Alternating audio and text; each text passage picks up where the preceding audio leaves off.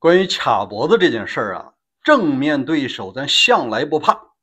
你来卡我啊，我反手还能卡你呢。最怕的是自己人从背后这么卡，防不胜防啊。今天我跟你聊聊，到底是谁被自己人从背后卡了脖子？大家好，我是大卫，美西时间2025年5月29号，欢迎来到大卫观点频道。只要一听说这卡脖子，人们首先想到的就是贸易战和技术封锁。今天啊，老川又向中国整活了。他只是下面的商务部有一个部门呢，是专门向美国的高科技企业出口发放许可证。现在他要求向中国出口的这几类产品暂停了。实际上，他就是卡了咱的脖子。有一个部门呢，叫做商务部工业和安全局，这个部门就专门是负责发许可证。哪是四样东西啊？首当其冲的是喷气式发动机，安飞机上用的。第二呢是高端芯片，第三尖端的化工产品，第四个才要了命了，叫 EAD， 就是软件的设计的软件，就是你设计软件的软件。你说这四个东西怎么能卡了咱的脖子呢？我告诉你啊，国内有个飞机叫919，这个飞机的发动机目前采购的就是美国通用动力的，而且呢，安全系统是霍尼韦尔的。有人就说了，这些东西咱们也能生产啊？你看我们国内有航空发动机叫航发集团，不专门生产发动机的吗？能不能平替？你要说能不能平替其实以前也许有人能夸这个海口，但现在他们不敢了。原因是什么？前段时间大连芯片的时候就出过这种情况。你看吧，在2023年吧，负责大连芯片的一些企业高管，好多基金公司的这个董事长、总裁被干进去了。什么原因呢？就是底下人忽悠他说，我们这能够平替欧美先进的芯片。你看看测试一下怎么样？效果还可以吧？一模一样，甚至还比他还牛呢。后来发现，不就是把那个老外的芯片刻上一壳，变了一个封装嘛？你里面的芯儿你没换呢，你只能糊弄一些官老爷可以啊。你真正在技术上你是没法糊弄厂商的，厂商一看你这样我没法不采购了你这不糊弄人吗？实际上这个我给你举个例子。国内在前几年卖的很好的汽车呢，往往是高仿德国大众的 EA888 发动机。这款发动机呢，皮实耐用，也比较省油，世界当时是处于领先的。10年前，这款发动机还获得过沃德10佳。你看国产的一些大品牌汽车就开始仿制，就是好听的说法呢，叫做逆向研发。用咱老百姓能听懂的话，就是你把它拆碎了。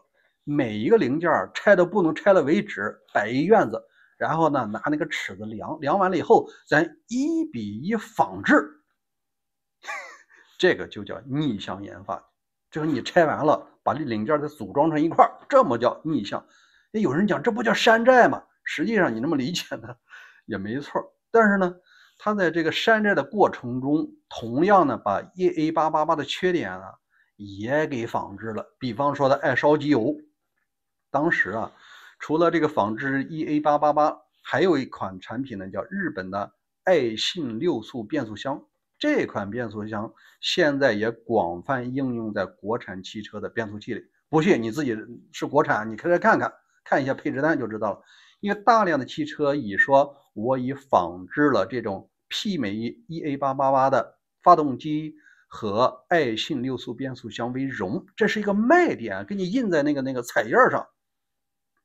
但是人们发现，只要仿制的，你怎么着也无法超越 EA888。什么原因匹配。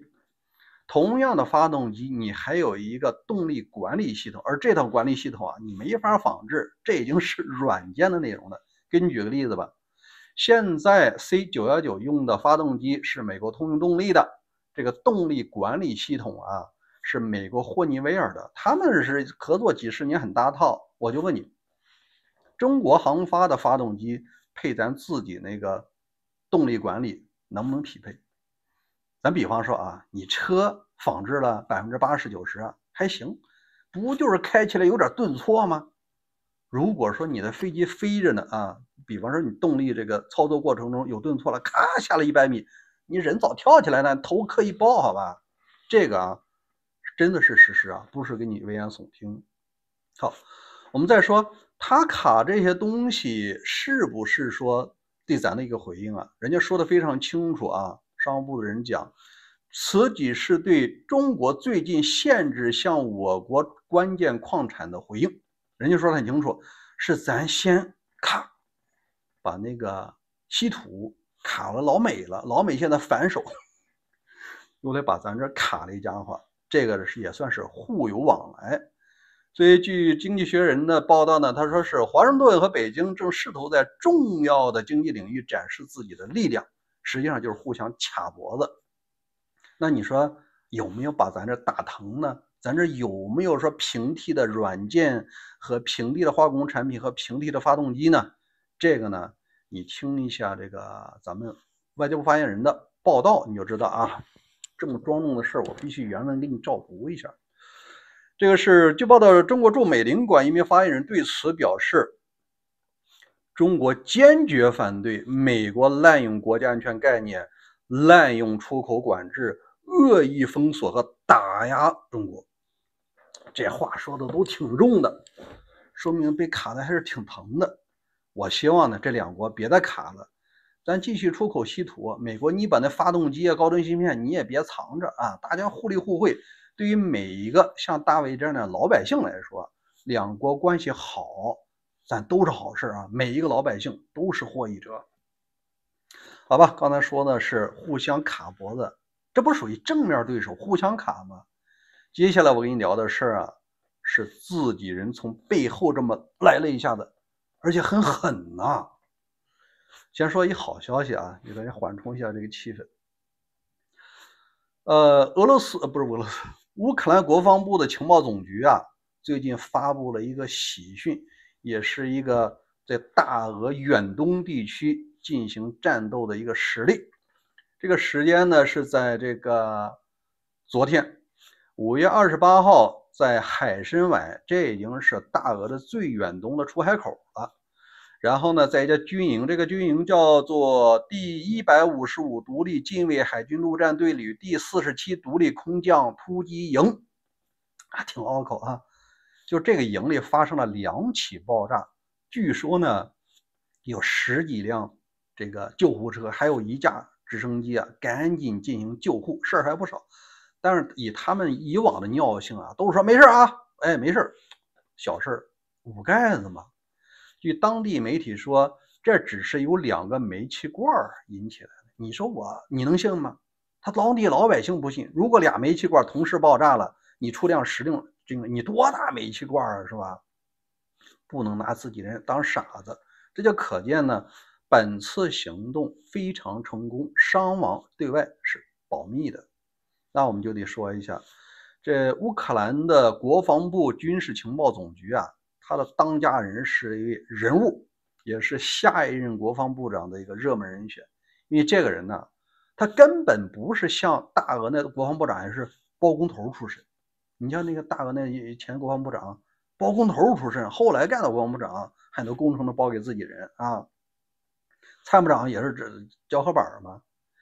这位叫做布达诺夫啊，中将，人家是突击队员出身，在2015年的时候，曾经有一次受伤，在大俄的打仗过程受伤了啊，直接脖子上被崩了那个反坦克地雷，那都命悬一线的时候，自己步行了5公里回到自己的祖国，这真的是一线上来的，不是靠拍马屁啊，也不是靠唱歌。他现在呢，已经至少经历过大俄的10次暗杀了，因为这个人物啊非常聪明，他能够在大俄境内铺设详细的情报网。为什么呢？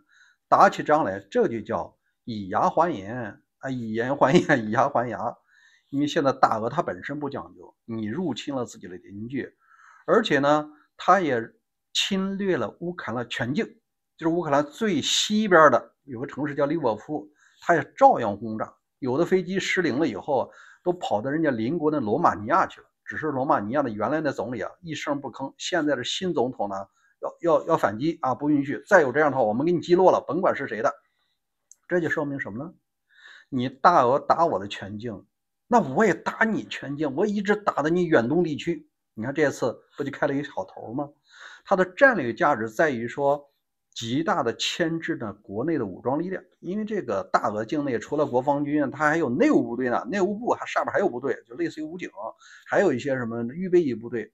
如果说这种行动在大俄远东地区都多起来的话，那当地就没有兵力在支援前线了，因为你当地他也得需要这种反恐啊什么安排。因为按照这个报道啊，28日当天，海参崴已宣布进入反恐状态，这不矛盾吗？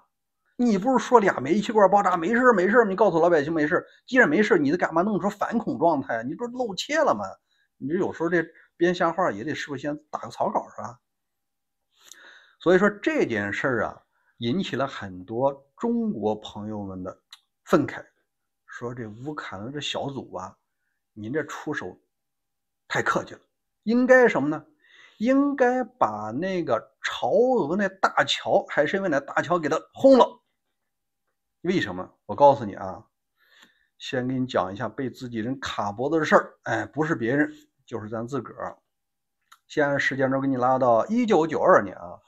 1992年，中俄东段边界谈判确定了中国恢复从图们江出海的权利，合同都签上了，两边咔盖上的国玺。这是什么？这就是你国家的信誉。但你实际大哥这么玩的呀？你合同签了，他执行了没有啊？他就暗中啊给你卡了脖子了。首先说呢，这件事发生了没几年，他和朝方啊这两国啊建了一座超低的铁路桥。哎，先给你看一下啊，不是给你瞎说。先看这个。本来啊，这三国交界处中方的出海口是非常宽阔的，也是不动港。但是这个三国交界啊，这两国修了一个铁路桥，距离水面只有7米。然后给你看看当时修桥的啊，两方修桥当时的新闻图片啊，看两国国旗，这俩哥俩修了个桥，说是对他们有好处，但实际上限制了谁呢？你来看一下啊，桥就修这么低，就故意修那么低，不是技术不行，就故意修这么低，就不让你出去。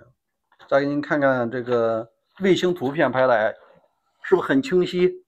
是吧？再凑近点啊，距离水面只有7米。根据专家提到啊，他使了2个坏，一个呢是建了一个超低的这么一个桥，第二呢是河道淤塞。你看那出海的图们江出海嘛，因为那块呢那个河道是归他们管，他故意他不给你疏通了，就这么长期那么淤着，我不清理什么，结果你大船你根本走不了，只能走多少呢？走300吨以下的小船。300吨你能拉几个集装箱啊？你像东三省，包括一些华北地区，如果想通过这个日本海出口的话，对吧？本来咱可以出口，现在300吨小船能拉几个集装箱？不卡在咱自己吗？然后呢，他还有个要求呢啊，这大俄提出来说，仅允许季节性捕捞的渔船，你打鱼可以，但不允许商业运行的船只出海。你拉集装箱行不行？你打鱼可以，问题是打鱼才能产生多少 GDP？ 能产生多少玩意儿，是吧？接下来呢啊，你看这中方一些专家的回应啊，我觉得挺客气啊，但是我感觉还是挺气人的。他说，大俄当时的总理叫米舒京，好像和老普差不多。米舒京强调，这座大桥将助力俄朝双方贸易和经济合作迈向新的台阶，成为两国和平与友谊的象征。但问题是，他们友谊了，把咱这儿给卡住了。然后呢，咱国内的人说，在国际局势的风云变幻与地缘政治复杂博弈中，我国虽始终未放弃对图们江出海口的合理诉求，但却始终未能如愿。这个未能如愿啊，我就想拍个大腿，这是啥时候咱就不能把它拆了吗？还未能如愿。接下来呢说啊，从实际效果来看，这2座大桥，因为后来啊，他觉得1座桥不够，他又盖了1座桥，1座铁路桥，1座公路桥，是牢牢的卡住咱这脖子了，出海口的脖子啊。这2座桥如同2扇紧闭的大门，将我国东北地区通往海洋的希望彻底隔绝之外，即便我国拥有先进的造船技术和强大的航运能力，面对这2座大桥的阻碍，也只能望洋兴叹。你看这中方说的多么客气啊，实际上不就是被自己人这样了吗？说是邻居，对外说啊都是哥们儿兄弟啊，鲜血凝成的友谊，真正到经济利益上呢，真正掐你的脖子呀，一点不手软。所以我最后想说一下啊，咱是不是应该盼望这个乌克兰军事情报局啊，再加把劲儿，把那桥啊给它轰了，这样咱就能出海了，好吧？